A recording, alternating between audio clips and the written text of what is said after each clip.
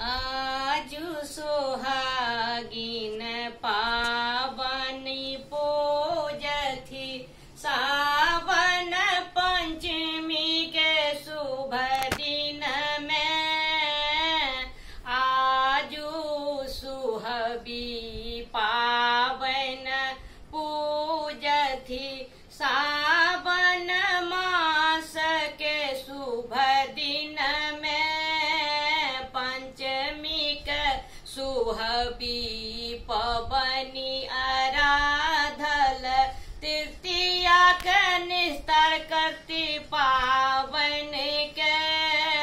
पंचमी के सुहबी पावन आराधल निस्तार करती तृतीया तिथि में। आजू सुहबी पावन पूजथी सावन मास के शुभ दिन में। आजू सुहबी पावन पूजथी सावन मास के शुभ दिन में। सासु सोहागिन साड़ी पठलखिन सासु सोहागिन साड़ी पठलखिन चूड़ी पठलखिन संग ही में। चूड़ी पठलखिन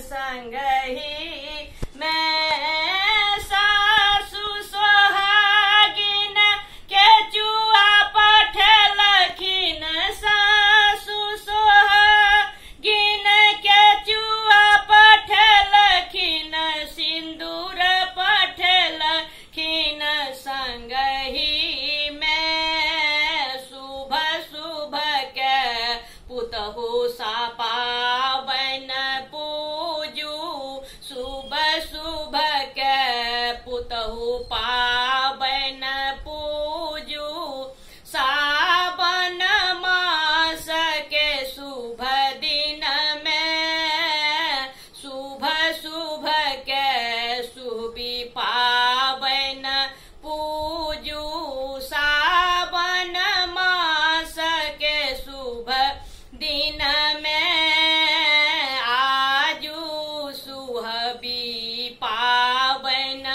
पूजथी सावन मास के शुभ दिन में। गोतनी सोहागिन गौरी पठलखिन गोतनी सोहागिन गौरी पठलखिन बिसहर पठलखिन संग ही में। बिसहर पठलखिन संग ही में। नैवेद्य पठलखिन मिठाई पठलखिन लाबा दूध पठलखिन संग ही में। नैवेद्य पठलखिन मिठाई पठलखिन लाबा दूध पठलखिन संग ही में। आजू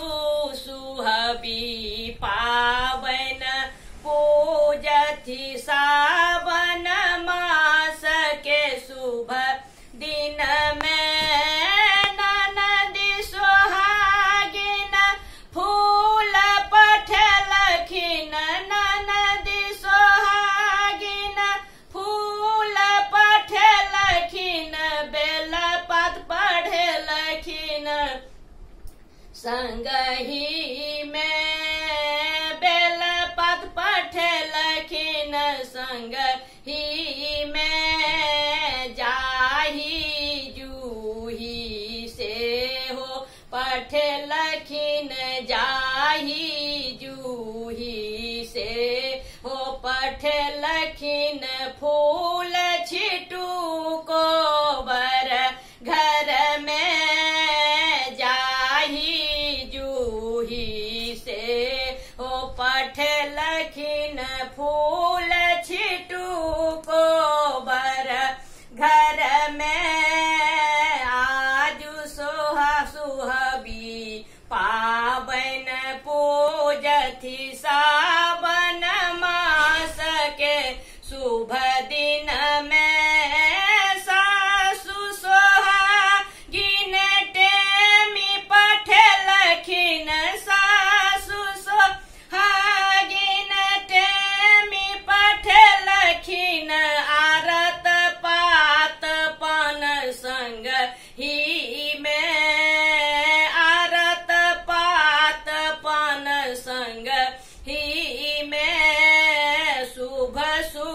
विध कड़ी टेमी दागू शुभ शुभ विध कड़ी टेमी डागू भाग बढ़त को बर घर में शुभ शुभ के विध कड़ी टेमी दागू सोहाग बढ़त को बर घर में आजू सुहबी पावन पूजथि साब